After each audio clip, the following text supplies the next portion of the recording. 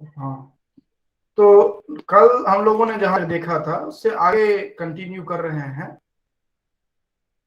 और अगला सूत्र जो है वह हम इस तरह से देखते हैं, अधिशीं स्थासाम कर्म। यहां से हम प्रारंभ कर रहे हैं, अधिशीं स्थासाम कर्म। अब यहां पर कह रहे हैं जो कि अधिपूर्वाणाम येषाम आधार कर्म स्यात्। कह रहे हैं अधिपूर्वक जो आप सी, स्था तथा आस, ये तीन जो धातुएं हैं इनके साथ अगर आप प्रयोग करते हैं तो वह आधार जो है वह कर्म माना जाएगा। ठीक है। और इस तरह उदाहरण जो है ये ध्यान में केवल रखना है, अधिशेते, अधितिष्ठते, अध्यास्ते व वैकुंठमणि, अर्थात तीनों उदाहरणों को एक साथ इन्होंने मिश्रित करके यहाँ पर बता दिया है। तो मोटे तौर पर क्या है, नोट कर लेंगे, अधि पूर्वक सी, स्था या आस धातु अगर है तो क्या होगा कि आधार जो होंगे, आधार कर्म के रूप में हम उसको ट्रीट करेंगे, ये ध्यान में रखेंगे। सर कौन कौन सी बताई आपने? अधि, पूर्व और अधिपूर्वक सी सैन्य, स्था जो तिष्ठति आगे बनाते हैं, आस होगा जो कि आस्ते, ये जो आप देख रहे हैं अधितिष्ठते, अधिसेते, अधितिष्ठते, अध्यास्ते, ये जो है इनके संदर्भ में ये बातें आ रही है। ठीक है। इसके बाद आगे चलते हैं, चर्चा किया है उसको एक सीक्वेंस में याद रखिएगा, पूरा ध्यान में रखिएगा। फिर अभिनिवेशश्च, इसमें आप देखेंगे जो कि अभि नी उपसर्ग पूर्वक, क्योंकि आप जानते हैं उपसर्ग आपने पढ़ा होगा जो कि प्र, परा, औपसम, अनु, अव उपसर्ग है। और उपसर्ग की परिभाषा वहां पर दी गई है जो कि आप देखते हैं, उपसर्गीय धातुर्थो बलादन्यत्र नीयते प्रहार, आहार, संहार, विहार, परिहारवत। ठीक है।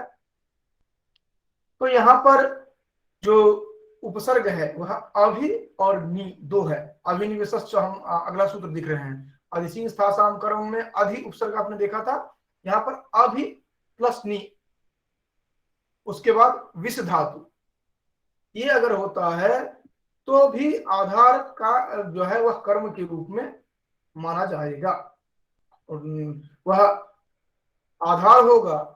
नॉर्मली आधार के लिए हम अधिकरण का प्रयोग करते हैं, लेकिन अधिकरण का न प्रयोग करके आप कर्म का प्रयोग करेंगे। तो अभिनिवेशते सन्मार्गम, ये आप देखते हैं उदाहरण में। तो इस तरह से आप ध्यान में रखेंगे। तो हमने अधिशीं स्थासाम कर्म देखा और अभिनिवेशश्च ये आप अभी देखा हमने। ठीक है। सर अब हम उसके बाद, हाँ जी, सर ये जो अभी पढ़े हैं अधिसिंह आस्था असम कर्म, तो यहाँ पर जो इसका उदाहरण दे रखा अधिशेते वैकुंठम हरि, तो इसमें क्वेश्चन किस का आएगा? इसमें ये आएगा जब दिया गया है अधिशेते वैकुंठम हरि, तो यहाँ पर वैकुंठम जो है इसमें द्वितीया विभक्ति किस कारण से हुआ है, उसके लिए कौन सा सूत्र है। होना तो ये चाहिए क्योंकि वैकुंठे ये होना चाहिए वैकुंठ में, क्योंकि तो आधार है वो। लेकिन वैकुंठे ना होकर के वैकुंठम हो रहा है, वो क्यों हो रहा है? तो वैकुंठम इसी कारण से हो रहा है कि अनिवार्यतया वहां पर यह अभी ये अधि पूर्वक आस धातु होने के कारण ऐसा हो रहा है। ये चीज ध्यान में रखना पड़ेगा। ठीक है। तो ये सर चीज आप ध्यान क्वेश्चन में तो ये भी पूछा रखेंगे। सर क्वेश्चन ये पूछा जाएगा कि अधिशेते वैकुंठम हरि, तो इसमें वैकुंठम जो हुआ है किस सूत्र से हुआ है? किस सूत्र से कर्म हुआ है इसमें? अच्छा, ठीक है। किस सूत्र से धन्यवाद। कर्म हुआ है ये आप देख सकते हैं, ये समझ सकते हैं। ठीक। चलिए आगे चलते हैं, अगला जो सूत्र है हमारा वो सूत्र देखते हैं, जो कि अधिसिंह सासाम कर्म अभिनिवेश के बाद एक है उपान्वध्यांग वचः। जैसे नाम से स्पष्ट है, उप अनु अधि आंग पूर्वक वस धातु। उप अनु अधि तथा आंग जो है, इनमें से कोई उपसर्ग हो और उसके बाद वस धातु लगा हुआ हो, तो वहां पर भी यही होता है, आधार कर्म हो जाता है। ये ध्यान ये रखना है कि ये जितने भी हमने अभी चर्चा की है, इसकी प्रकृति एक हो रही है। आपको मैंने पहले बताया था, जो कि जब आप कर्म ये कारक पढ़ रहे होते हैं तो उनमें कोरिलेट करना सीखिए आप। दूसरा आप सीखिए जो कि कैसे उसको रेफरेंस के माध्यम से समझ सकते हैं, ये देखिए, ठीक है। तो अगर ये दोनों आपने सीख लिया तो फिर कोई दिक्कत नहीं होगी, ठीक। तो ये दोनों चीज आप अनिवार्य रूप से देखते रहें तो वो बेहतर रहेगा आपके लिए, ठीक है। तो अभी जो देख रहे हैं क्या है, उपान्वध्यांग वसः, उप अनु अधि आंग में से कोई एक रहेगा, उपसर्ग, ये उपसर्ग और वस धातु रहेगा, ठीक है। तो ऐसे में क्या होगा कि अनिवार्यतया आधार जो है वह कर्म के रूप में प्रयोग किया जाएगा, कर्म के रूप में प्रयुक्त होगा, ठीक है।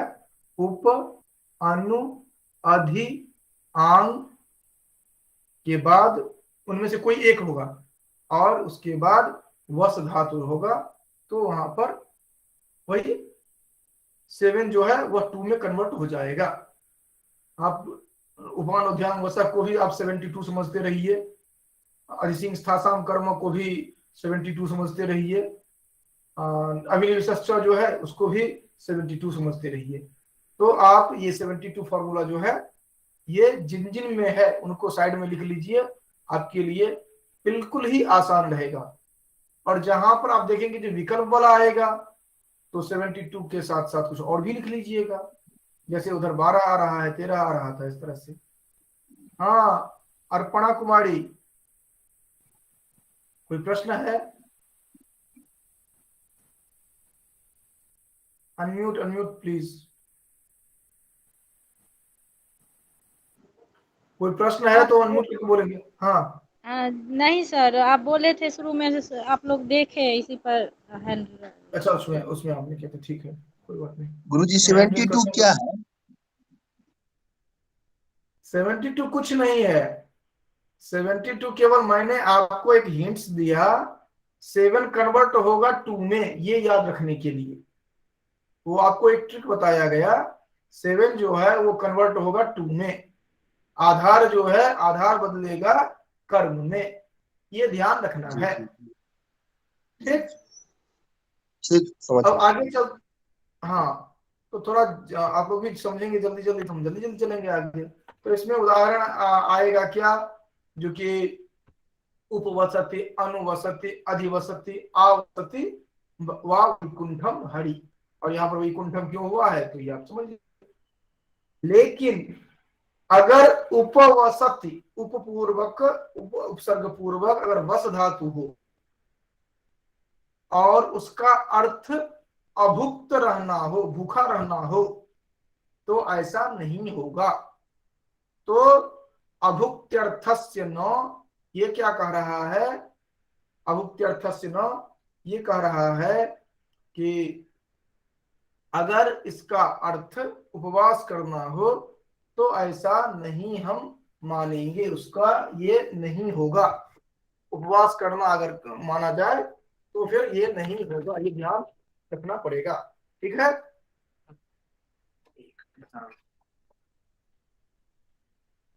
ये चीज ध्यान में रखेंगे, जो कि अगर इस तरह का होगा तो उपवास करना ये माना जाएगा, तो वहां पर 72 ना होकर के 7 ही रह जाएगा, ठीक है। या आप कह दीजिए जो कि 77 हो जाएगा, इस तरह आप ध्यान में रख सकते हैं, ठीक है। इसके बाद अगला जो हम देखते हैं, तो ये आप केवल उपमान उद्यान वसक में आप अभुक्त्यर्थस्य न, तो बनेगा क्या, वने उपवसति। अगर आप कहते हैं वने उपवसति तो उसका अर्थ अलग होगा, अगर आप कहते हैं वनम उपवसति तो इसका अर्थ अलग होगा। ये ध्यान में रखेंगे आप। क्लियर है सभी को, किसी को दिक्कत तो नहीं? जी सर।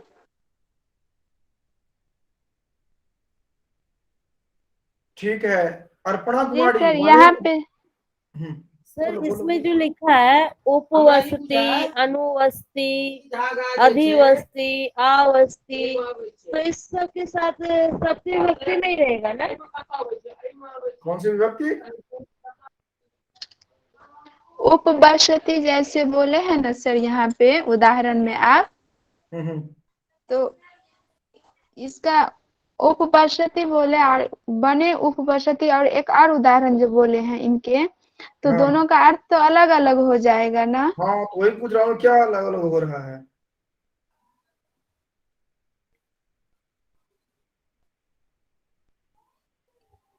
यहाँ सर हम अच्छे से समझ ही नहीं पाए इसका उदाहरण।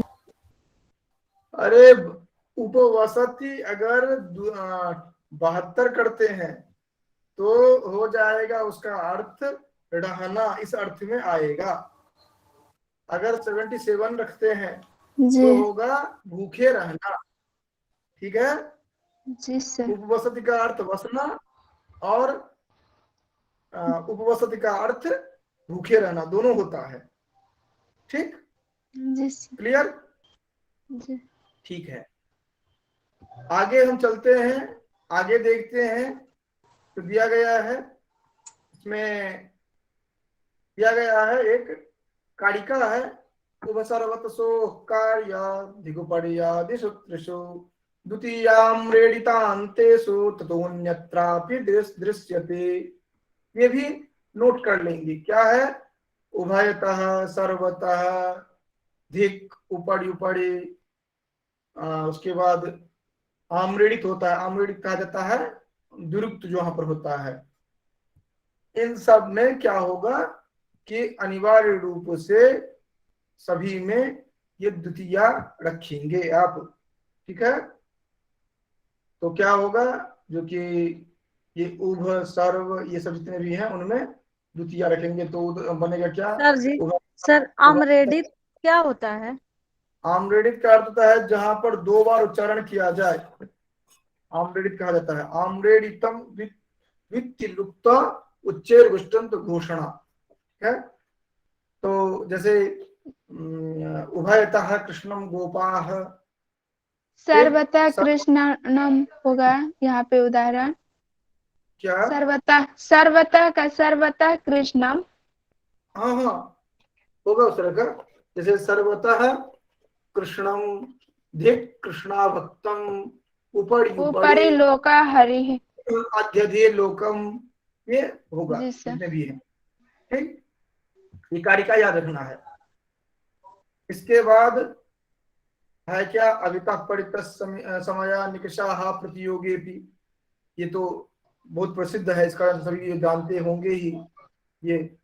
ठीक, इसके बाद आगे हम चलते हैं, अंतरांतरेण युक्ते, एक सूत्र है, अंतरांतरेण युक्ते, करें करें अंतरा और अंतरेण, इनके योग में द्वितीया विभक्ति है। जैसे अंतरा त्वाम माम हरिः, अंतरा त्वाम माम हरिः, और या अंतरेण हरिम न सुखम। इसमें कंफ्यूजन नहीं करेंगे, अंतरेण तृतीया वाला नहीं है, अंतरेण एक पद है, ठीक है, अव्यय पद है, ये चीज ध्यान रखेंगे। ठीक, इसके बाद आगे बढ़ते हैं और हम यहाँ पे अंतरा देखते हैं और कर्म अंतरण दोनों प्रवचनीया। में द्वितीया विभक्ति लगेंगे।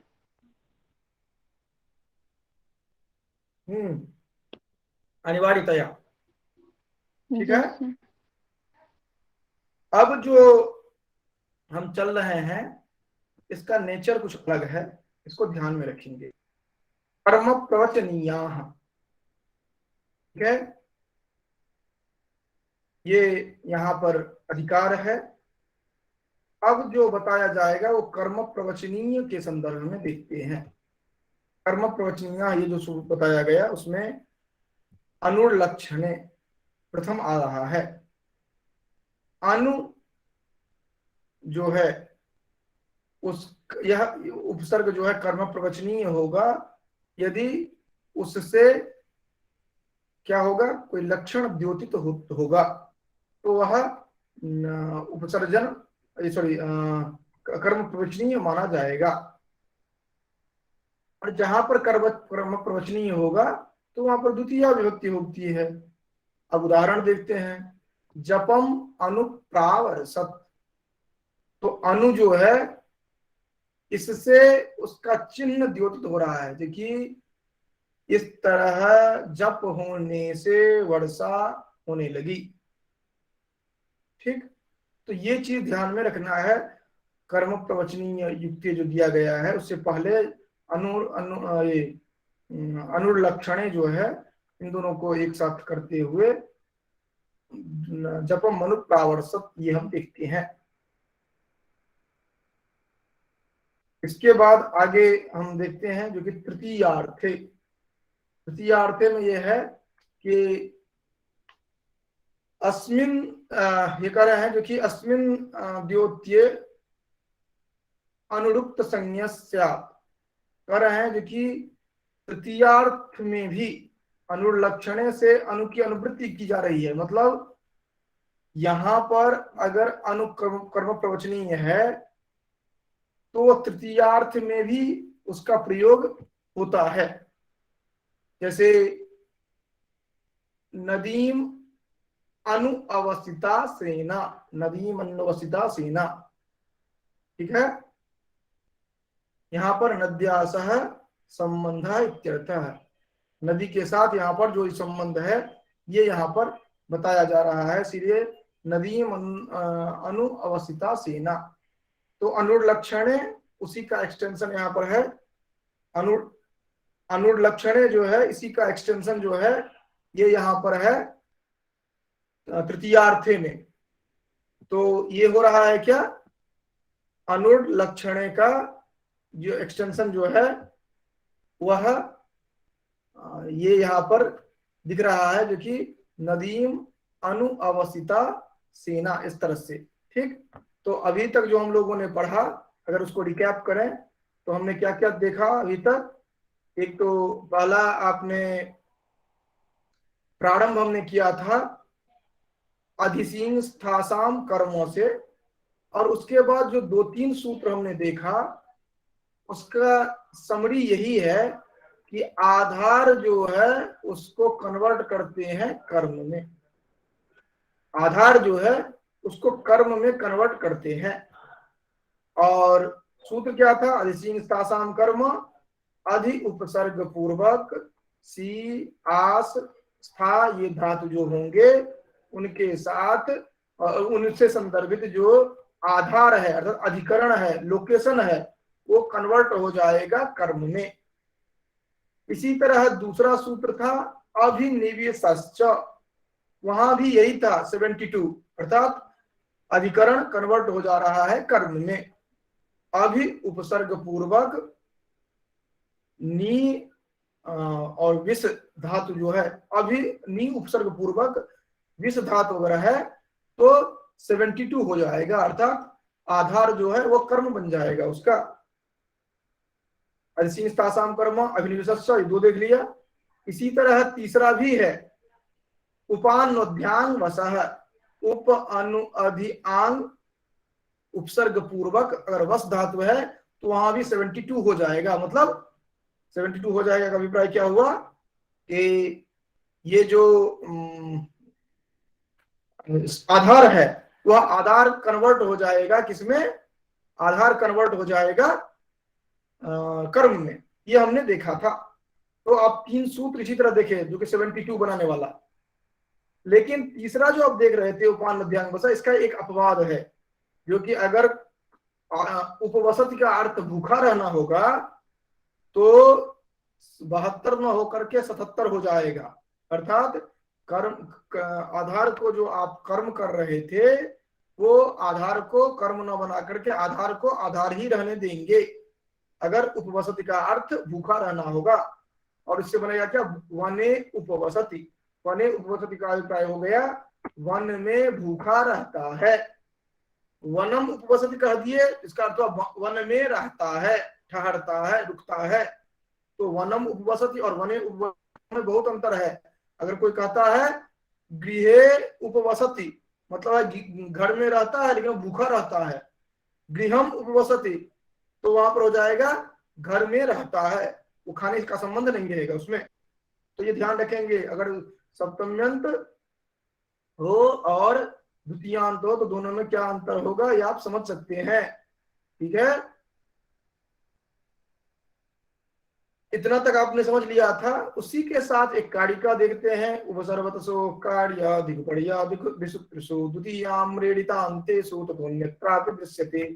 आम्रेडित का अभिप्राय है आम्रेडितम द्वित्युक्त घोषणा। ये दो बार जिसको कह करके बताया जाता है वह आम्रेडित कहा जाता है। उभयतः, सर्वतः, दिक्, उपरि परि, आम्रेडित, इन सब में आप द्वितीय विभक्ति का प्रयोग करते हैं। उभयतः कृष्णम गोपा, सर्वतः कृष्णम दिक् कृष्णा भक्तम, उपरि उपरि लोकम, हरियद्यति लोकम, ये सब आप देखते हैं इसमें।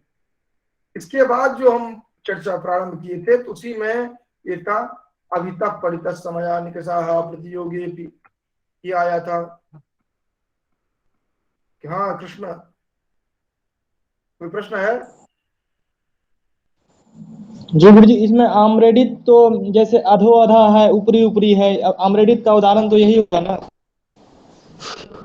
हाँ, आम्रेडितम वही है, 2 बार 3 बार इसका उच्चारण किया जाता है, उसी के संदर्भ में है। ठीक है, विरुक्त जो यहाँ पर हो रही है। इसके बाद अभितः परितः समया निकषाः प्रतियोगे भी, अर्थात इनमें भी द्वितीय विभक्ति हो। मतलब अभितः कृष्णम, परितः कृष्णम, ग्रामम, समया निकषा लंकाम, हा भक्तम, ये सभी आ जाएंगे इसके अंतर्गत। तो ये आप ध्यान में रखेंगे। इसके बाद जो हम देख रहे थे एक और था अंतरांतरेण युक्ते। अंतरांतरेण युक्ते में अंतरा और अंतरेण, ये दोनों के संदर्भ में अर्थात मध्य में ये अर्थ आता है। इनके अर्थ में होगा क्या, द्वितीय विभक्ति। ठीक है, ये आपने समझ लिया था। इसके बाद जो आ रहा है एक अलग चैप्टर आ रहा है, अलग तरह से प्रश्न चल रहा है, वो है कर्म प्रवचनीयाः।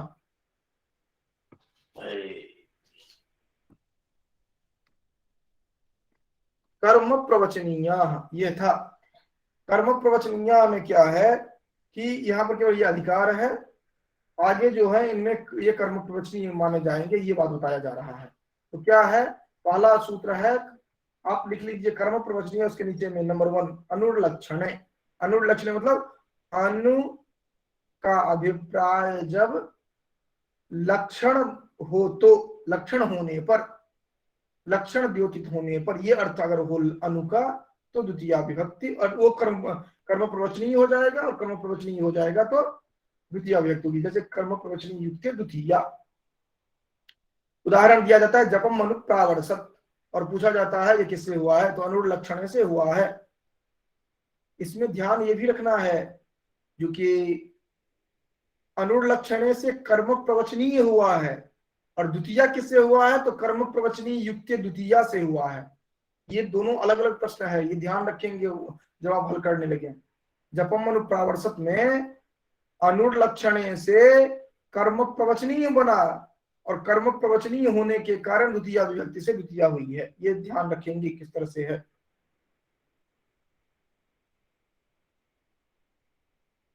ठीक, इसके बाद कर्म प्रवचनीय क्या होता है? कर्म प्रवचनीय क्या होता है, बहुत अच्छा प्रश्न किया गया है। कर्म प्रवचनीय क्या होता है?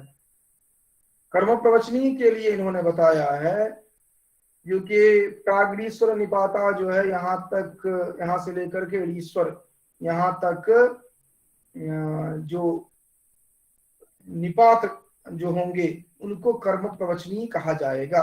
आइडेंटिफाई ये किया गया है कि प्रागीश्वर निपाता सूत्र से ऋश्वर शब्द से पूर्व के सभी निपात जो होंगे, ऋश्वर शब्द से ऋश्वर पद जो है उससे पूर्व जितने भी निपात हैं उन निपात को कर्म प्रवचनीय कहेंगे।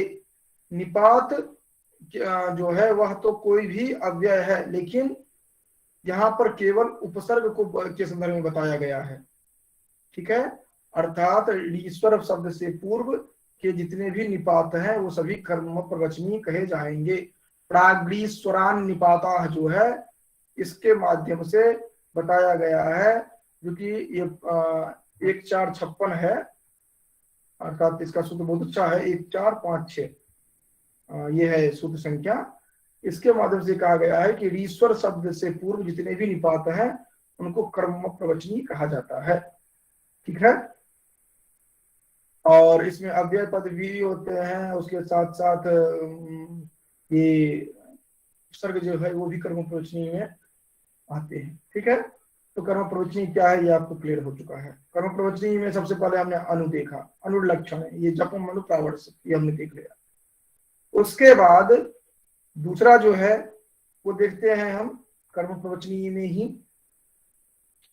क्योंकि अभी जो हमने अनु देखा जपम मनु प्रावर्त सत, इसी तरह अगला जो है उसको हम इस तरह से समझ सकते हैं कि अगर अनु तृतीयार्थ बोधित करता है, तृतीयार्थ है, अगर तृतीय अर्थ देता है तो वहां भी उसको भी कर्म प्रवचनीय माना जाएगा। जैसे कि नदीम अनु अवसिता सेना। ठीक है, तो नदीम अनु मनवसिता सेना जो कहा गया है ये तृतीयार्थ में होने के कारण ऐसा हो रहा है, तो ये आप ध्यान में रखेंगे। तो अनुलक्षण के साथ ही आपके दिमाग में तुरंत आ जाना चाहिए तृतीयार्थे, लेकिन तृतीयार्थे से कंफ्यूज नहीं होंगे, क्योंकि तृतीयार्थे जो दिया गया है अनिवार्य रूप से वहां पर जो होगा तृतीया भी ऑप्शन में देगा ही, लेकिन नदीम में वहां पर द्वितीया ही होगा, तृतीया नहीं होना है। तृतीया तो तृतीयार्थे ये सूत्र है, ये ध्यान रखेंगे। इसके बाद है हीने, फिर अनु की भी बात चल रही है, अभी अनुलक्षण तृतीयार्थे हीने सब में अनु की ही बात चल रही है। अनुलक्षण में एक में अनु का लक्षण द्योतित होगा, दूसरे में तृतीयार्थे में तृतीयार्थ द्योतित होगा, हीने में हीन द्योतित होगा। अनु का अर्थ अगर हीन अर्थ द्योतित करने के लिए किया जाए तो उसमें भी उसकी कर्म प्रवचनीय हो जाएगा। जैसे अनुहरिम सुराह, इसमें उदाहरण केवल नोट करेंगे आप, और मैंने बार बार आप लोगों से कहा है कि आप एक दूसरे से कोरिलेट करेंगे तो याद रहेगा, नहीं तो याद नहीं रहता है ये। जैसे अब ये कर्म प्रवचनीय की बात करेंगे ना, तो कर्म प्रवचनीय में भूल जाएंगे सब। कर्म प्रवचनीय आपको ध्यान में आना चाहिए, तुरंत अनुलक्षण आना चाहिए, फिर तुरंत तृतीयार्थे, फिर तुरंत हीने, ये इस तरह आपको ऑटोमेटिकली आ जाना चाहिए ध्यान में। और जब मैं ये खत्म करता हूं कारक, उसके बाद मैं पूछूंगा भी, ये भी ध्यान रखेंगे। और जितने लोग आ रहे हैं अनामिका नोट करके रखना है, इनसे ज्यादा पूछना है। वैसे आज मुझे 5-10 मिनट पहले पूछना था, लेकिन पहले विलंब हो गया है, जिस कारण से अभी नहीं पूछे हैं, लेकिन कोई बात नहीं, आज नहीं तो कल तो जाल में फंसेंगे ही आप तो आएंगे ही, प्रश्न हम पूछेंगे ही, पकड़ में आ ही जाएंगे। आपने पढ़ा है या नहीं पढ़ा है? अगर आपने पढ़ लिया है तो बहुत अच्छी बात है, नहीं पढ़ा तो और भी अच्छी बात है। ठीक है, तो अब वही देखते हैं, क्योंकि हीने का उदाहरण आप देख लेंगे। हरे ये अनुम हरिम सुराह, तो अनुम हरिम सुराह जो कहा गया तो आपको समझ में आ जाना चाहिए हीने ये लगा गया है। उसके बाद है उपोधिके, इसमें क्या हो रहा है कि उपर्युक्त सूत्र जो हीने था उससे यहाँ पर हीने की अनुवृत्ति की होती है, लेकिन अधिक तथा हीन अर्थ में उपकर्म कर्म प्रवचनीय हो जाता है। ये यहाँ पर उप जो है वो अधिक तथा हीन अर्थ में, ये थोड़ा सा अलग हो जा रहा है, अनु वाला नहीं है ये। कर्म प्रवचनीय या कर्म प्रवचनीय के बाद अनुलक्षण, फिर हीने, अनुलक्षण है के बाद कौन सा था, अनुलक्षण है, तृतीयार्थे, हीने, ये जो है इनको आपने एक क्रम में देखा। उसके बाद जो अगला देख रहे हैं वो है उपोधिके। उपोधिके में कह रहे हैं कि उप जो है अभी उन अनु का चल रहा था, नोट करके रखेंगे। कर्म प्रवचनीय में पहला आपने अनु देखा, अनुलक्षण है, तृतीयार्थे, हीने, यहां तक आपने अनु को देखा है। अब अनु चली गई, अब कौन है, अब उप है। ठीक है, उप का अर्थ अगर हीन अर्थ लिया जाए या अधिक अर्थ लिया जाए तो उसको कर्म प्रवचनीय माना जाता है। जैसे उपहरिम सुराह, ठीक है, तो ये हीन अर्थ भी हो सकता है और अधिक अर्थ भी हो सकता है। ठीक है, इसके बाद अगला है, तो अभी तक का हमारा पूरा नीट एंड क्लीन है। कर्म प्रवचनीय जहां पर बहुत ज्यादा झंझट होता है, समझ में नहीं आता है, दिमाग घूमने लगता है, वो आपने खेलते हुए गुजार ली। कर्म प्रवचनीय कहा गया, कर्म प्रवचनीय क्या है ये आपने समझ लिया। उसके बाद कर्म प्रवचनीय अधिकार में आप देख रहे हैं हीने, सॉरी अनुलक्षणे, तृतीयार्थे, हीने, 3 आपने देख लिया। उसके बाद चौथा जो अगला आ रहा है वो अनु से संदर्भित नहीं है, उप से संदर्भित है। और क्या है, अनुलक्षणे, सॉरी उपोधिके। तो आपको वैसे ही याद रहेगा जो कि अनु से संदर्भित 3, उसके बाद उप को देख रहे हैं, अनुलक्षणे, तृतीयार्थे, हीने, उसके बाद उपोधिके। ठीक, उसके बाद लक्षणेत्तम भूताख्यान भाग वीप्सा प्रतिपर्यनवः। अब कह रहे हैं कि लक्षण इत्थम भूताख्यान भाग वीप्सा के अर्थ में प्रतिपरि अनु, ये कर्म प्रवचनीय है। ये अनु बहुत पसंद है इनको, ये इसमें भी फिर अनु आ गई। बीच में तो उप आया था, अब फिर अनु आ गई। इसमें प्रतिपरि अनु के लिए कहा जा रहा है कि अगर लक्षण इत्थम भूताख्यान भाग वीप्सा, इस अर्थ में केवल अनु ही नहीं है, यहाँ पर अनु प्रतिपरि ये तीनों हैं। ठीक है, मतलब पहले 3 अनु फिर उप, फिर उसके बाद ये 3 एक साथ आएंगे और वो लक्षण इत्थम भूताख्यान भाग वीप्सा के अर्थ में आएंगे। और जैसे लक्षण के लिए ये बहुत बार पूछा जाता है, लक्षण वृक्षम प्रति परि अनु वा विद्युतते विद्युत, ये पूछा जाता है। वृक्षम अनु विद्युतते विद्युत। अब आप अनु देखेंगे, ऑप्शन आएगा अनुलक्षणे, तो आपको नहीं भटकना है, क्योंकि आपको पता है अनुलक्षणे जो है उसका एक ही उदाहरण है, जपम अनुप्रावर्षत, आपको कंफ्यूज करने की जरूरत नहीं है। तृतीयार्थे नदी अनुअवस्थिता सेना, आपको पता है। हीने अनुहरिम सुरा आदि जो है ये आपने देख लिया था। फिर उपोधिके में उप का आ गया था। उसके बाद आपने अभी इससे पूर्व जो है इसको आपने देखा था, क्योंकि उपोधिके के बाद डायरेक्ट यही है ना, हाँ, उपोधिके के बाद लक्षणेत्थम भूताख्यान भाग वीप्सा सुप्रतिपर्यनवः, ये सूत्र है। तो ये आप ध्यान में रखेंगे, ये जो पूछा जाता है इससे ही है, लक्षणेत्थम भूताख्यान भाग वीप्सा सुप्रतिपर्यनवः। ठीक, प्रतिपरि अनु जो है तो प्रतिपर्यनु हुआ।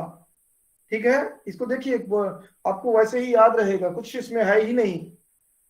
प्रतिपर्यनवः कहा गया ना, तो कौन कौन सा बताया गया था यहाँ पर उपसर्ग, प्रतिपरि अनु, संधि करेंगे तो क्या होगा, प्रतिपर्यनु।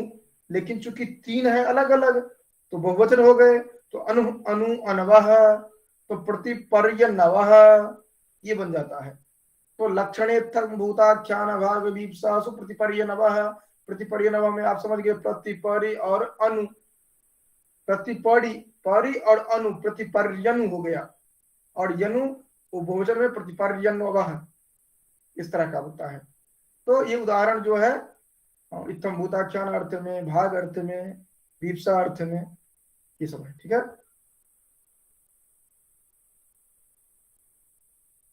के बाद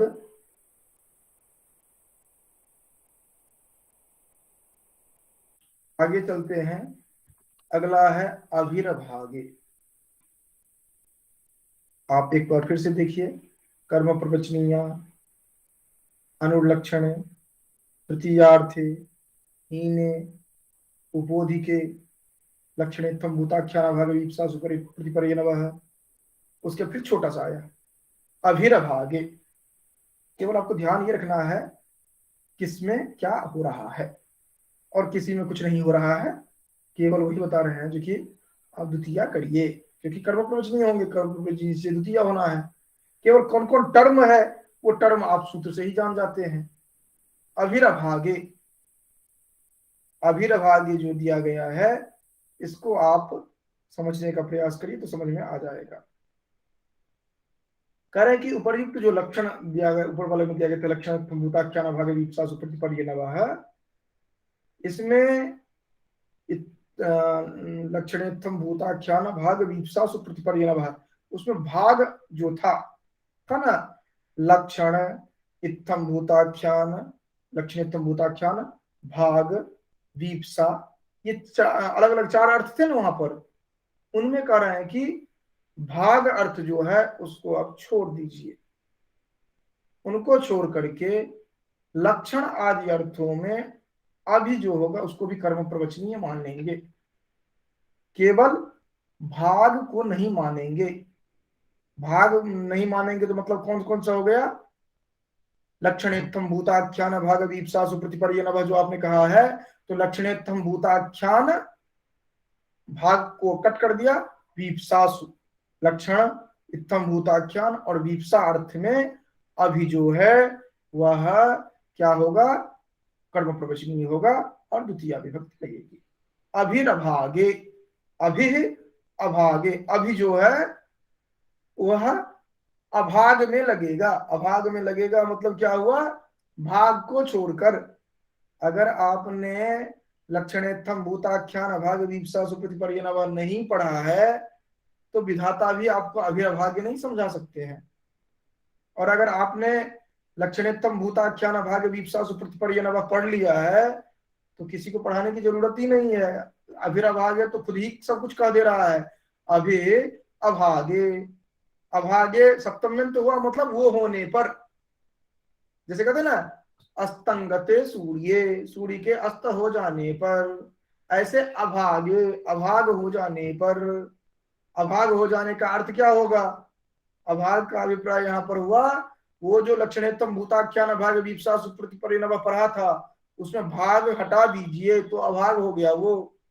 तो लक्षण इत्थम भूताख्यान और वीप्सा इन अर्थों में अभी उपसर्ग जो है उसको कर्म प्रवचनीय मानते हैं हम।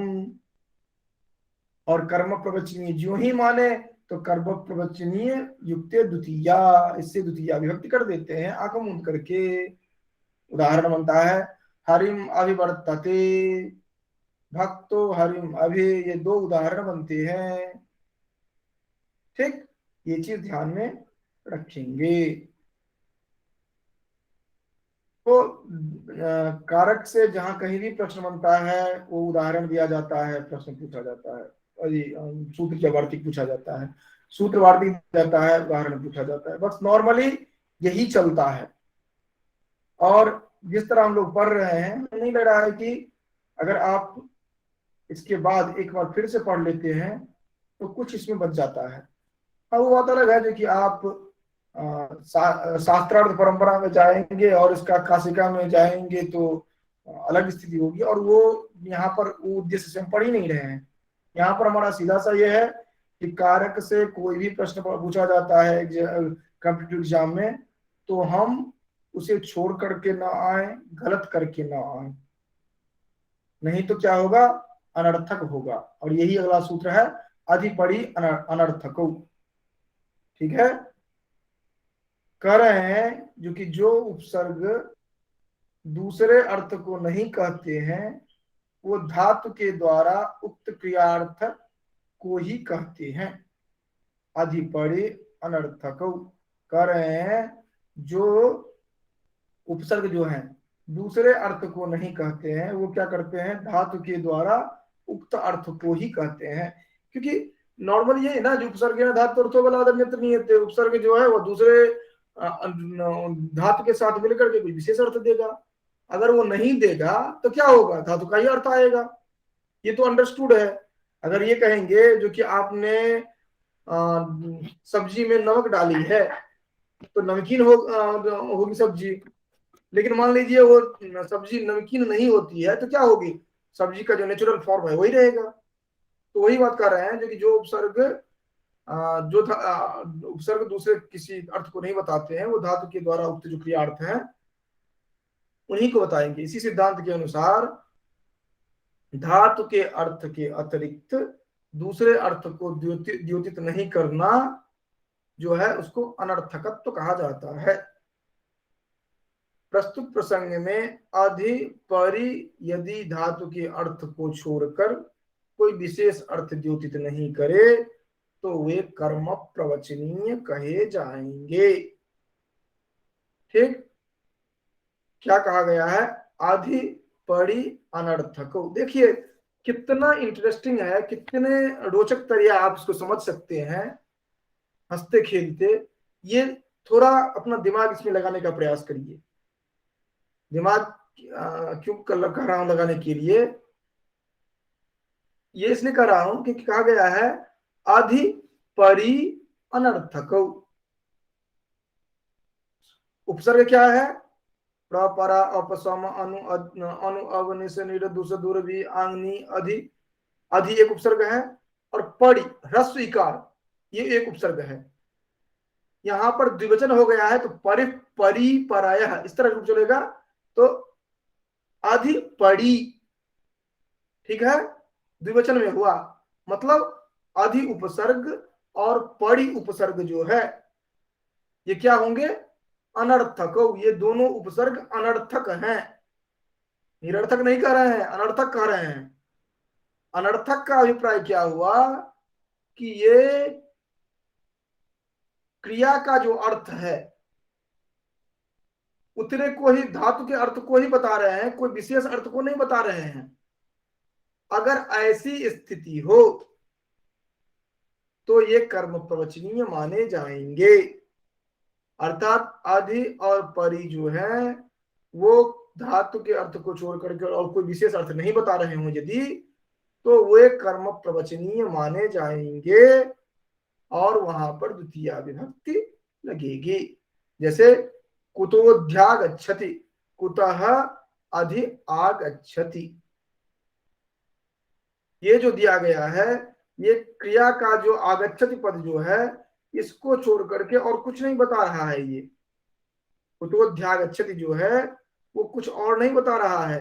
तो यहाँ पर अधि जो है वह कर्म प्रवचनीय है। कुल मिलाकर के अधि और परि कब होंगे कर्म प्रवचनीय, जब वे अनर्थक होंगे। अनर्थक मतलब क्या हुआ, जो कि वो धातु के जो अपने मूल अर्थ हैं उनके अतिरिक्त और किसी अर्थ को नहीं बताएंगे, वो कोई विशेष अर्थ को नहीं बताएंगे। तो ये हो गया अधि परि अनर्थक।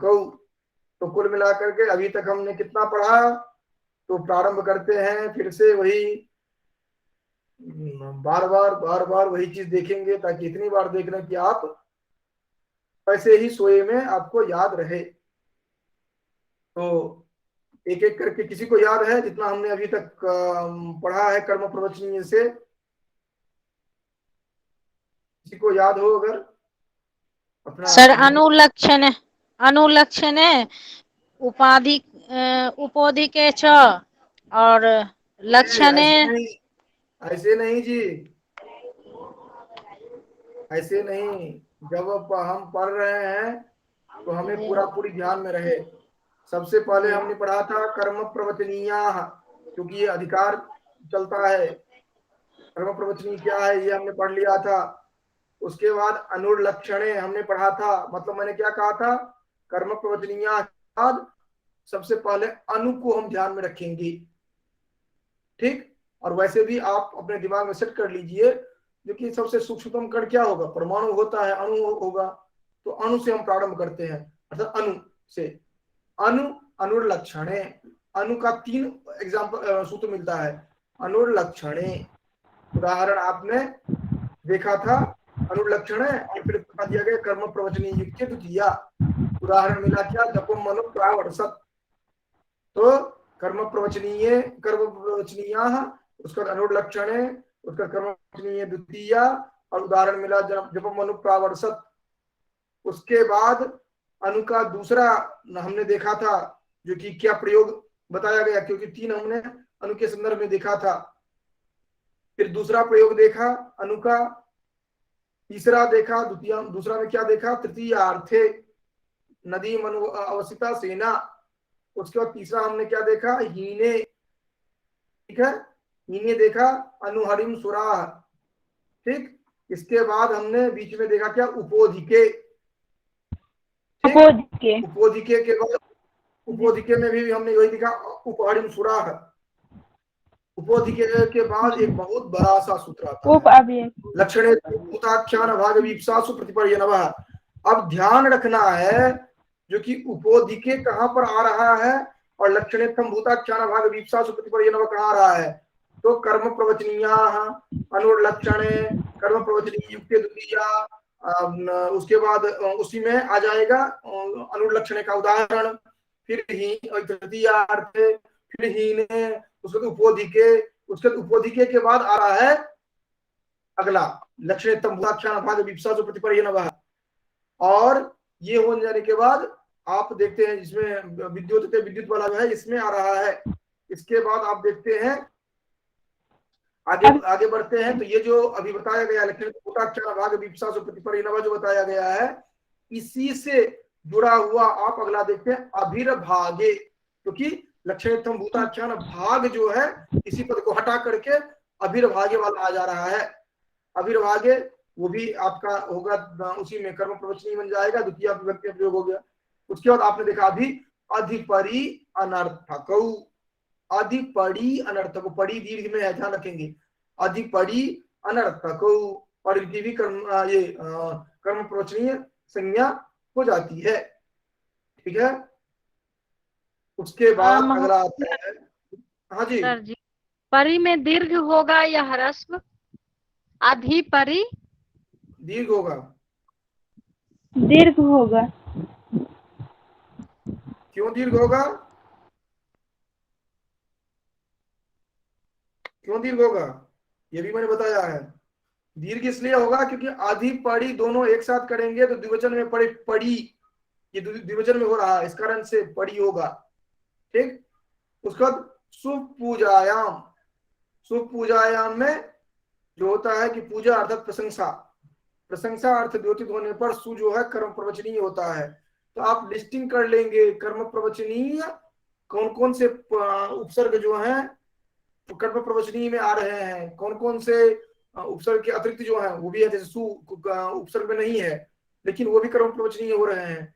तो कौन कौन कर्म प्रवचनीय आपके पाठ्यक्रम में है वो आप ध्यान में रख लेंगे, कारक में आपको कोई भी नहीं छूटेगा। और प्रश्न आप उल्टा करके देख लीजिए, बस इतना ही है। हम लोग उसको इसको इतना हवा बना देते हैं, इतना कठिन कह देते हैं जो कि लगता है जो कि इससे अधिक कुछ है ही नहीं। और आप खुद देख रहे होंगे आपको टिप्स पर एक एक करके सूत्र याद रहेगा। तो ये प्रयास ये करिए पढ़ते वक्त जो कि कोरिलेट करने के लिए आप लगातार एक साथ कोरिलेट करते चलिए। तो बना क्या, सुस्तुतम, ये उदाहरण बनता है। उसका है अतिरक्रमणे च, अतिरक्रमणे च अतिदेवान कृष्ण। हालांकि ये प्रश्न पूछा नहीं जाता है, मैंने कभी देखा है, लेकिन ध्यान रखेंगे अतिरक्रमणे च कर रहे हैं जो कि ये अतिक्रमण और पूजा दोनों अर्थों में कर्म प्रवचनीय होगा, ठीक है, अतिरक्रमणे च। इसके बाद अगला देखते हैं जो कि इसी को और थोड़ा एक्सप्लेन किए हैं, जो कि पदार्थ संभावन अन्वय सर्ग इन अर्थों में भी कर्म प्रवचनीय होता है और उसको उदाहरण के द्वारा यहाँ पर समझाया गया है। क्योंकि एक सूत्र है अपे पदार्थ संभावना अन्वय सर्ग गरहा समुच्चयेषु। तो सूत्र को केवल ध्यान में इस तरह रखेंगे कि पदार्थ संभावन अन्वय सर्ग गरहा इन समुच्चय इन अर्थों में इन अर्थों में भी अपि जो है वह कर्म प्रवचनीय होता है। मतलब अपि कब कब कर्म प्रवचनीय माना जाएगा इसके लिए बताया गया है। अपि का अर्थ अगर पदार्थ लिया जाए, संभावन लिया जाए, अन्वय सर्ग लिया जाए, गर्हा लिया जाए या समुच्चय लिया जाए, ये सब जो भी होंगे उनमें अपि जो है वो कर्म प्रवचनीय माने जाएंगे और इन सब का उदाहरण यहाँ पर दिया गया है। ठीक है, तो ये कर्म प्रवचनीय कब माने जाएंगे और इनका उदाहरण जो है ये एक टेबल बना लेंगे। उसके बाद आता है कालाद्वनोरत्यंत संयोगे द्वितीया, सबसे सदाबहार, मासम कल्याणी, मासम मदीते, मासम गुड़धाना, क्रोशम कुटिला नदी, क्रोशम मदीते, क्रोशम गिरह। ठीक है, ये ध्यान में रखना है क्योंकि कालवाची और अध्व कहते हैं रास्ता को, मार्गवाची शब्द जो है उसमें द्वितीया विभक्ति होगी अत्यंत संयोग के अर्थ में। अत्यंत संयोग किसको कहेंगे? अंतः विरामस्तमित विक्रांतः अत्यंतः, अत्यंतश्चासो संयोगः अत्यंत संयोगः। अत्यंत संयोग का अभिप्राय हुआ कंटिन्यूअस रिलेशन जो होगा, अर्थात गैपलेस जो प्रॉक्सिमिटी है ये बताया जा रहा है। अंतः विराम तमित विक्रांत, अर्थात बीच में विराम जहां पर न हो इसको कहा जाता है, अर्थात लगातार जो हो। कालात् ध्वनोर अत्यंत संयोगे द्वितीया, अर्थात कालात् ध्वनोर अत्यंत संयोगे सूत्र है, द्वितीया तो बाद में जोड़ा जाता है। तो ये आप ध्यान में रखेंगे। और इसमें मासम मदीते, मासम गुड़धाना, क्रोशम कुटिला नदी, अत्यंत संयोगे किम, मासस्य द्विरधीते, कोशस्य एक देशे पर्वतः। अत्यंत संयोगे क्यों कहा गया है, इसका क्या अभिप्राय है? तो कह रहे हैं जो कि अत्यंत संयोग जो है वो इसलिए कहा गया है कि वहां पर सातत्य दिखाया जाए, इस कारण से दिया गया है। अगर वो सातत्य नहीं दिखाया जाएगा तो वहां पर षष्ठी आदि जो है वो भी लगाई जा सकती है उसमें। और उदाहरण बनेगा क्या क्या, तो वहां पर उदाहरण बन सकता है, अलग अलग उदाहरण हम देख सकते हैं। मासस्य विरधीते, उसका क्रोशस्य एक देशीय पर्वतः, कंटिन्यूटी नहीं बनी रहेगी, अर्थात महीने में 2 बार पढ़ लिया ये अर्थ आएगा। जो कभी कभार जो कक्षाएं होती है इसी के साथ द्वितीय विभक्ति से संदर्भित जितनी भी चर्चाएं हैं वो चर्चाएं समाप्त हुई। द्वितीय से संदर्भित कोई प्रश्न होगा तो आप लोग अपने पास मन में ही रखिएगा, क्योंकि 25 मिनट अभी मैं और चर्चा करूंगा और उसके बाद आपका नहीं मैं 15 मिनट और करूंगा, उसके बाद 10 मिनट आप लोगों के लिए रहेगा। ठीक है, सबसे झंझटिया आपका द्वितीय विभक्ति और आपने उसको खत्म कर लिया, रिलैक्स फील कर रहे होंगे। अब आते हैं तृतीया में, क्योंकि वो रिलैक्स आपके लिए बरकरार नहीं रहेगी। अब आपके लिए कंफ्यूजन आएगा, क्योंकि कुछ ऐसे होंगे जो द्वितीया में भी प्रयोग होंगे, तृतीया में भी प्रयोग होंगे और अन्य में भी प्रयोग होंगे। इसी तरह आगे जाएंगे आप, सप्तमी में भी प्रयोग होंगे, षष्ठी में भी प्रयोग होंगे। लेकिन वो कंफ्यूजन उनके लिए है जो मंडूकप्लुत न्याय से पढ़ते हैं। आप निरंतर कंटिन्यूटी में पढ़ रहे हैं तो आपके लिए बिल्कुल भी दिक्कत नहीं होगी। लेकिन आप लोग सभी ध्यान रखेंगे, ये कक्षा कल भी चलेगी कंटिन्यूटी में, और मध्य में से कभी भी हम आपसे एक क्रम से हम पूछ सकते हैं सूत्र। अब आप कहेंगे जो कि ये तो ध्यान याद करना बस की बात नहीं है। ठीक है, आपके बस की बात भले ना हो, लेकिन स्टार्टिंग का तो याद रहेगा। लक्षणेत्थम भूताख्यान भागवीप्सा सुप्रतिपर्य नवः, पूरा न याद रहे, लक्षणेत्थम तो याद रहेगा, लेकिन आपको सीक्वेंस में पूरा बताना है प्रथमा से लेकर के जहां तक मैं पढ़ाया रहूंगा। और ये सभी अनिवार्य रूप से ध्यान रखें, क्योंकि यहाँ पर अगर मैं पढ़ा रहा हूं तो जितना मैं कन्वे कर रहा हूं उसका मोर देन 70% आपके पास जाना चाहिए। अगर आप ग्रहण नहीं कर पा रहे हैं तो आप बीच में हमसे पूछेंगे। अगर मैं नहीं आपको समझा पा रहा हूं तो मैं दूसरा रास्ता ढूंढूंगा कैसे मैं आपको समझाऊं, लेकिन कोई एक्सक्यूज नहीं होना चाहिए। अगर मैं पढ़ा रहा हूं तो उसका आउटपुट हमें दिखना चाहिए, नहीं तो यहाँ रहने की न तो आपको कोई जगह जरूरत है, न ही जो सुन रहे हैं ये लेक्चर, उनको सुनने की जरूरत है, ठीक है, क्योंकि इसके बाद भी आप लोग बहुत सारे व्यक्ति सुन रहे हैं कक्षा के अतिरिक्त भी, तो उनको भी सुनने की कोई आवश्यकता नहीं है। अगर आप सीख नहीं सकते हैं तो मतलब क्या है। अब हम आते हैं तृतीया विभक्ति में करण कारक में, अर्थात करण कारक का चिन्ह तो तृतीया विभक्ति हम आइडेंटिफाई करते हैं। उसी तरह अब है स्वतंत्र कर्ता, क्रिया करने में जो जिसकी जो स्वतंत्र रूप से विवक्षितार्थ हो उसको कर्ता कहते हैं। करे कि क्रिया कारक जो है उसका साक्षात संबंध कारक से होता है, इसीलिए जिस कारक की जितनी प्रधानता होती है उसी तरह से उतना ही कारक उतना ही स्वतंत्र होता है।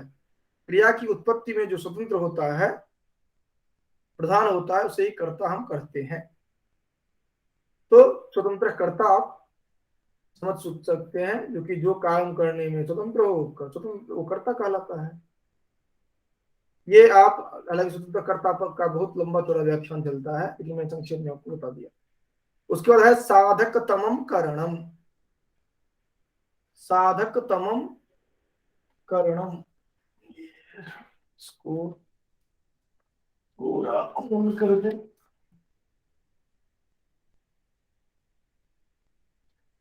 साधकतमम करणम, इसको हाँ, साधकतमम करणम, ठीक है। साधकतमम करणम जो है इसमें कहते हैं, जो कि जैसे आपने देखा था ना कर्तुरीप्सिततमम, वैसे यहाँ पर है साधकतमम। तो कह रहे हैं क्रिया सिद्धौ प्रकृष्टोपकारकम करण संज्ञम स्यात्, क्रिया की सिद्धि में प्रकृष्ट उपकारक अर्थात अत्यंत उपकारक जो होगा, साधकतम जो होगा, वह करण कहलाएगा। और आपने इससे पहले भी उधर भी पढ़ा था, जो कि कारण जो है कि अलग अलग कारण होते हैं, कितने प्रकार के कारण हैं ये आपने देखा था। उस कारण में जो एसेंशियल जो होगा वो आपने करण के रूप में वहां भी देखा, यहाँ भी देखा। अब करें कि साधक तमम में तमम क्यों कहा गया, करें अगर नहीं कहा जाए तो गंगायाम घोषा है, ये गंगायाम घोषा हर जगह आपको आपके पास पहुंच जाता है। तमप ग्रहणम किम, तो गंगायाम घोषा है। अत्यंत उपकारक अगर नहीं होगा, अत्यंत ये नहीं कहा जाए, तो ये भी उदाहरण बन सकता है गंगायाम घोषा। ये ध्यान रखिएगा, साधक तम करणम में तम प्रत्यय क्यों दिया गया है, इसको समझाने के लिए सिद्धांत कौमुदीकार ने ये उदाहरण दिया है, क्योंकि अगर हम ऐसा नहीं देते हैं तो गंगायाम घोषा जो है ये बन जाएगा, ये होने लगेगा, तो इसलिए ये देना जरूरी था। अर्थात मुख्य आधार जो है उस आधार को बताने के लिए वहां पर ये बताया गया, क्योंकि यहाँ पर तमप देना जरूरी था, क्योंकि यहाँ पर तमप का प्रयोग अत्यंत साधक दिखाने के लिए कहा गया है। अगर वो नहीं दिया जाता तो गंगायाम घोषा ये उदाहरण बन सकता था वहां पर। सर यहाँ पर एक एग्जाम्पल हो सकता है, रामः रावणं बाणेन हन्ति, ये भी हो सकता है। आराम से हो जाएगा, क्योंकि वाणेन जो पद है वह एसेंशियल हो जाएगा, अर्थात लास्ट जो प्रभाव होगा वो उसी से होगा। और इसको एक बहुत ही अच्छा व्यावहारिक उदाहरण से मैं बता रहा हूं। आप सभी ने महाभारत देखा होगा। महाभारत में जब अभिमन्यु को निर्दयता पूर्वक सभी मारते हैं, तो वस्तुतः मारता कौन है, अर्थात कौन मारता है? शस्त्र, शस्त्र गुरुजी। नहीं, शत्रु तो मारता है, लेकिन कोई एक व्यक्ति पार्टिकुलर नाम आता है ना, जयद्रथ सर, कर्ण मारे, जयद्रथ द्वार पे रोकता, जयद्रथ। तो और वही कथानक बनता है, जो कि अगर मैं वह प्रतिज्ञा करता है कि अगर शाम तक मैं अगर जयद्रथ का वध न कर दूं तो मैं अग्निशमन ले लूंगा। ये अर्जुन का प्रतिज्ञा की जाती है, जो कि मेरे पुत्र को जिसने मारा है, तो उसके पुत्र को जिसने मारा है, किसने मारा है? क्या जयद्रथ ने ही मारा था? मारने वाले तो बहुत सारे थे, सभी ने मिलकर के मारा था, लेकिन जयद्रथ का ही नाम क्यों आया? अर्थात जिसके अंतिम वार से जयद्रथ की मृत्यु हुई। इसी तरह होता है जो कि बहुत सारे कारण होते हैं, लेकिन जिस कारण से वह कार्य सिद्धि हो जाता है, एसेंशियल जो होगा, फाइनल, वो ग्रहण किया जाता है। इसी तरह यहाँ पर हम देख रहे हैं जो कि तम प्रत्यय का प्रयोग जो दिया गया था, इसलिए दिया गया था। ठीक है, अब आगे हम इसी में देखते हैं, क्योंकि हाँ, तो उसमें यह था जो कि गंगा पद का जो दिया गया था, जो कि वहां पर तीर का आधार जो है वो सामीप्य के कारण गंगा प्रवाह बोल दिया जाता है, क्योंकि वस्तुतः घोष है गंगा तीर पर, और इसीलिए गंगा तीर ही है आधार घोष का, तो वहां पर गंगायाम घोषक कह दिया जाता है। वो तो ठीक है, लेकिन वो एसेंशियल नहीं हो पाएगा, क्योंकि वह उपचार अर्थ ही केवल लेगा और नहीं कुछ होगा, अत्यंत साधक नहीं होगा गंगा प्रवाह। तो जो ध्यान ये रखेंगे कि साधकतम करणम में तो प्रत्यय का प्रयोग जो किया जाता है, उसके रिगार्डिंग गंगायाम घोष उदाहरण दिया जाता है। अब अगला सूत्र जो है बिल्कुल ही स्पष्ट है, एकदम बिल्कुल निर्मल जल की तरह है। कर्तृकरणायोस् तृतीया, इसको सूत्र के अर्थ को समझ लीजिए तो कुछ बचता ही नहीं है। कर्तृकरणयोः तृतीया, कर्तृकरणयोः तृतीया, इसमें क्या कह रहे हैं? क्योंकि अनभिहिते कर्तरि करणे च तृतीया स्यात्। कर्तृकरणयोः तृतीया में ये तो कह दिया गया है, कर्ता में और करण में तृतीया विभक्ति हो। कर्तरि अर्थात कर्ता में, करणे करण में तृतीया हो। कर्तृकरणयोः तृतीया जो कहा गया है, करणयोः कहा गया है क्योंकि रामे रामयोः रामेषु कहते हैं ना, तो कर्तृ और करण द्विवचन में है, तो कर्तृकरणयोः तृतीया, फिर विसर्जनीय से स हुआ और उधर मिलकर के हो गया कर्तृकरणयोः तृतीया, इस तरह करके। ठीक है, अब यहां पर देखते हैं आप, जो कि अनभिहिते जो है ये अनुवृत्ति की जाती है, अर्थ क्या लिया जाता है? अनभिहित होने पर कर्ता में और करण में, देखिए दोनों अलग अलग है, अनभिहित कर्ता में और करण में तृतीया विभक्ति हो। अनभिहित कर्ता कहां पर होगा? आपको स्पष्ट रूप से मैं बता चुका हूं पहले। अभिहित होता है जहां पर कर्ता वो कर्तृवाच्य है, अभिहित होता है कर्म जहां पर वो कर्मवाच्य है, अर्थात जहां पर कर्ता अभिहित कर्तृवाच्य, जहां पर कर्ता कर्म अभिहित कर्मवाच्य। इसके अतिरिक्त हर जगह वह अनभिहित होगा। जैसे कर्ता जो होगा वह कर्तृवाच्य में अभिहित, और कर्म जो होगा कर्मवाच्य में अभिहित। मतलब जहां पर अभिहित होगा वहां पर नहीं मानेंगे, जहां पर अनभिहित होगा कर्ता और करण, इन दोनों में तृतीया होगी। अब तुम जो कह रही थी रामेण बाणेन हतो बाली, ये इसका उदाहरण बन जाएगा। बाणेन तो तृतीया में ठीक है, अधिकरण होने के कारण।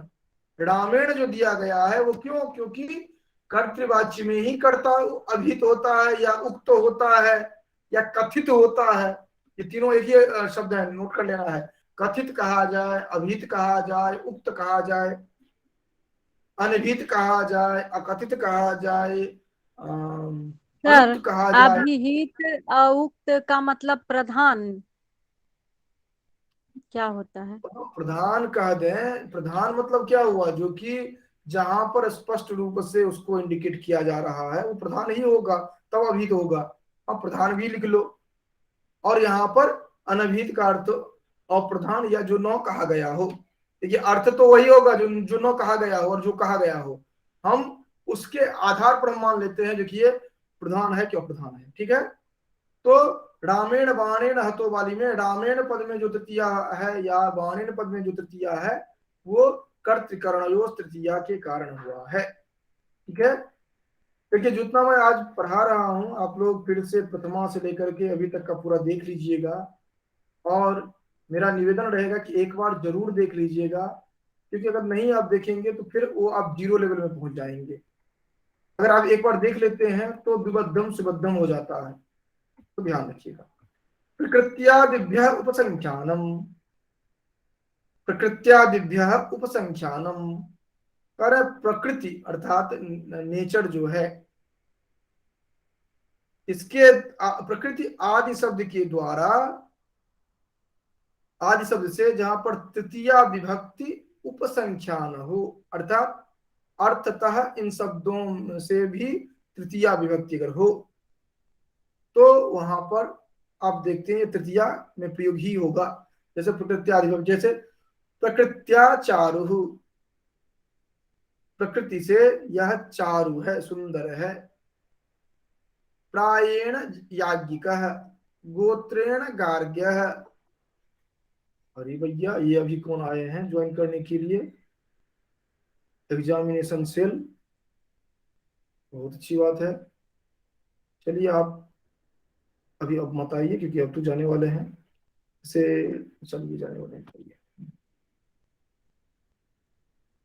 कोई स्टूडेंट अब ज्वाइन करने के लिए आ रहे हैं जब हम खत्म कर रहे हैं, बहुत अच्छी बात है। तो यहां पर यह है कि प्रकृत्यादिभ्यः उपसंख्यानम दिया गया है, जो कि प्रकृत्या चारु।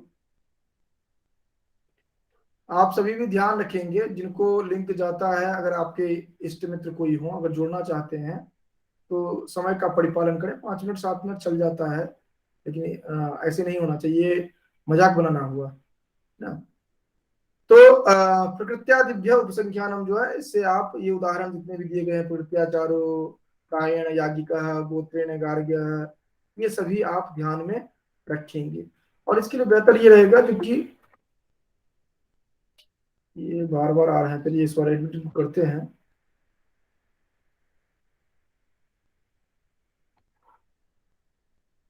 जुड़ गए क्या? हाँ, ये अभी जो आप जो भी जुड़े हैं उनसे मैं स्पष्ट रूप से कहना चाहता हूं कि कक्षा का समय जो रहता है उसी में आप जुड़े हैं, और बीच में न केवल डिस्टर्बेंस है और बाकी आपको भी कुछ समझ में आएगा नहीं। तो ये ध्यान रखेंगे, जो भी जुड़ते हैं जो टाइम दिया जाता है उसमें जुड़े तो बेहतर रहेगा, क्योंकि हम लोग अब कक्षा समापन की ओर है, तब आप जुड़े हैं। ठीक है ना, तो ये ध्यान रखेंगे आगे से। और वीडियो ऑन करके जुड़ते हैं, ये भी ध्यान रखेंगे स्टार्टिंग में। कल से जो भी है, आपका नाम यहाँ पर डिस्प्ले हो रहा है, मैं देख रहा हूँ, लेकिन जो भी हो कक्षा में सभी के लिए एक समान नियम है, ये ध्यान रखेंगे।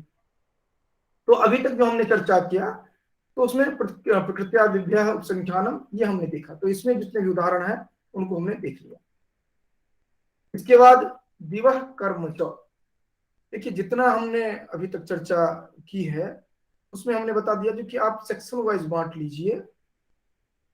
और जैसे आज मुख्य रूप से हमने प्रारंभ किया था कर्म प्रवचनीय से, कर्म प्रवचनीय के बाद जो जितने भी एक एक करके कोरिलेट आप कर सकते हैं, जैसे अनु को लेकर के आपने 3 देखा, फिर उप को लेकर के आपने देखा, फिर लक्षणेत्थम भूताख्यान अभावे विपसासु प्रतिपर्यनभः देखा, फिर अभिरभागे अर्थात लक्षणेत्थम भूताख्यान से ही आप टैग करके देख रहे हैं।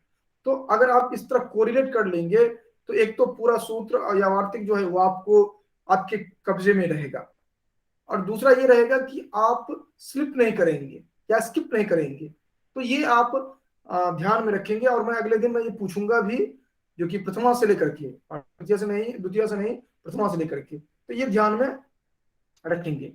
फिर दिवह कर्म च, कारण दिव का दिवह साधकतम कारकम कर्म संयम से करे हैं, जो कि दिव का साधकतम विकल्प से कर्म संज्ञक होता है। यहां पर ध्यान रखेंगे ये विकल्प से दिया गया है, वह विकल्प से करण संज्ञक भी होगा, इसीलिए कहा गया है दिवः साधकतमं करणम कर्म संज्ञम स्यात् करण संज्ञम, अर्थात उसके अतिरिक्त है वह करण संज्ञक भी होता है। तो मैंने आपको कहा था जो कि आगे चल करके आपके लिए कंफ्यूजन क्रिएट करने वाला भी आ रहा है।